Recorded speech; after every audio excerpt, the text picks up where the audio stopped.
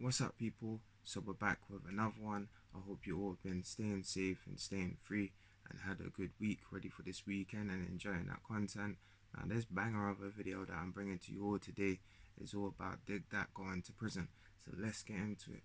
So I'm sure a lot would have heard, but some may not. That's a part of the community that doesn't live in Britain. That the rapper DigDat was just recently charged with a couple of crimes. Now, the first crime was one count of firearm with intent to danger in human life and 2 counts of possession of firearms. Now, that one count of firearm with intent to danger in human life I know carries at least 5+ years, and the two possessions of firearms, depending on the situation and what you're caught with, could easily be 5+ or 5 less. And either or, with the rapper DigDat, is previous for going to prison, and with all of the bad man things he has done, he's definitely getting minimum 10 years or maximum 10 years, even with the best lawyer that his money can buy. So the whole reason to why the rapper DigDat is going to prison is because he had shot ex CGM striker in his head, bunged him right in his head top though. And for those that don't know who ex CGM striker is, CGM striker, ex CGM striker is a part of, used to be a part of DigDat's gang CGM that he's no longer a part of. To what actually went down to why these two was beefing from CGM and DigDat, who knows? Only both sides would know. But from what we do know, that there is problems there, and everyone keeps going on about this girl Lalia or Layla, whatever her name is. I'm not too sure what her name is, on how she had set DigDat up. Now let's clarify something just right here, that this female has not set DigDat up. I don't know how you lot are getting this conclusion in your head. If DigDat had got this bit of bunda female to had line up, CGM striker to get banned in his head, and he was the one that got touched, where did she set, DigDat up? Maybe if you're saying that she had set him up in a way that to bun CGM striker for him to go prison and get nicked, maybe, but that's on DigDat's decision. If he knew that Abunda was telling him, yo, go and touch it up and this and that and the third. But I don't get it. Drop a comment and let me know. With this being said as well, CGM striker was saying all over social media how it wasn't DigDat that had head topped him and shot him in his head. Maybe it was the bullet to the brain that had gave him concussion or something to forgot, or maybe he was just playing stupid or something, because even real ones was thinking to why he didn't just keep it G and just say, yeah, it was my man that touched me, because it's not really snitching as what DigDat and rappers do nowadays. They self-snitch themselves, or real ones do. And if an op came out to say, yeah, I got touched by my man, then it's just a G thing. It's more of a respect thing that people could say, yeah, that you owned up to it and respect where it's due. But maybe it was an ego thing to say that, nah, it wasn't him, or maybe to seem like he wasn't a snitch. But either way, DigDat was having obos and was holding a case for it either also.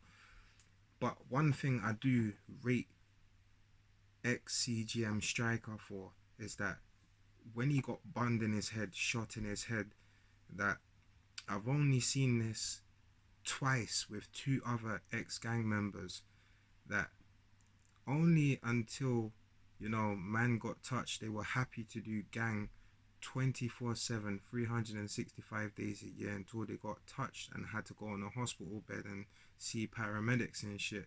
Now, when this happens to a gang member, to a person that is in that lifestyle, it only makes you want to go and get the get back 10 times harder, or it gives you the other option that makes you contemplate if this life, this road thing's for you, and if it's worth it, or you're just gonna come off the roads and just be easy and live your life like CGM striker.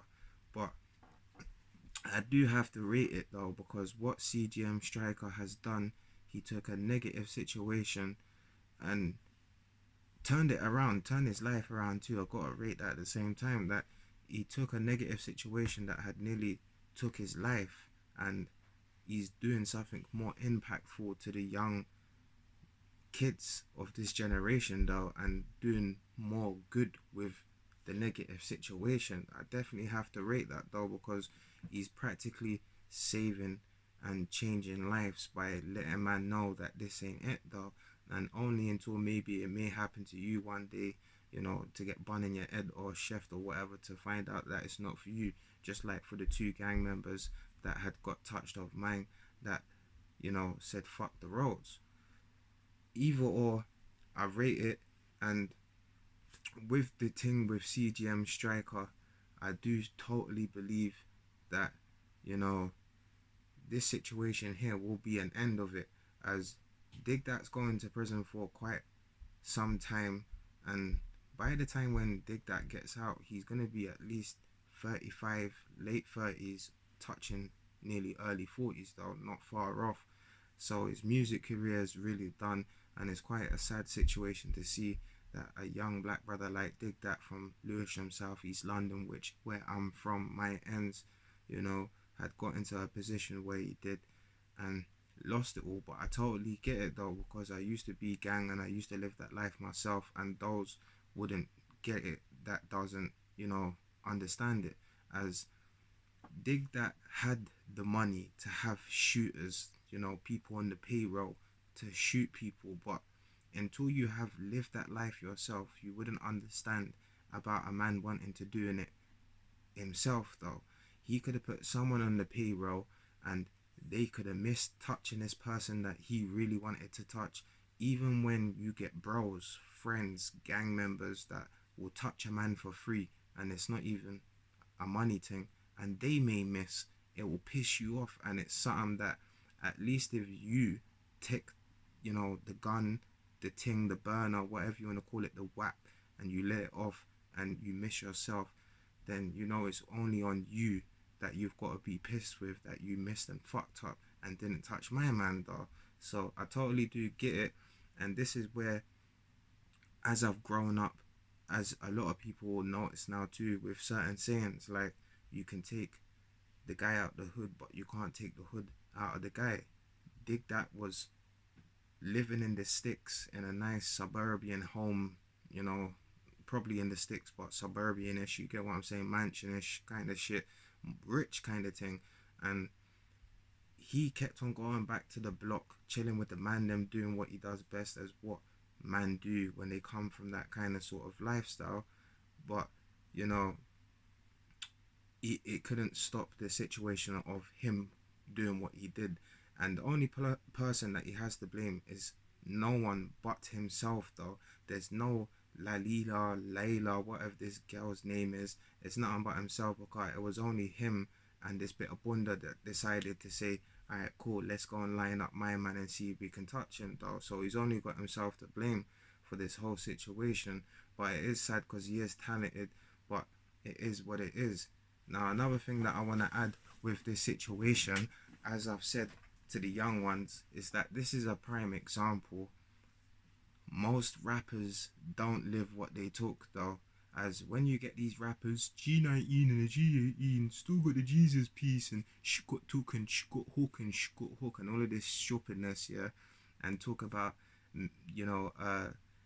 how they nearly touch someone and all of this, and mixing packs and shit.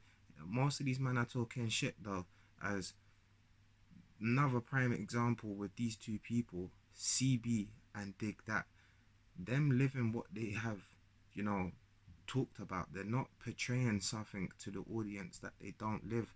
When they're doing this drill music, they're talking about what they're doing and their environment. They're just telling their story. They're not glorifying it. And this is where people get this shit kind of fucked up, because when you look at CB and DigDat, they're two artists that keep going back into prison, just like a man from 6'7", Dimsy. They live what they talk, so it's only right. The repercussions from their actions of going about shooting people, touching people, it's only right that they go to prison though.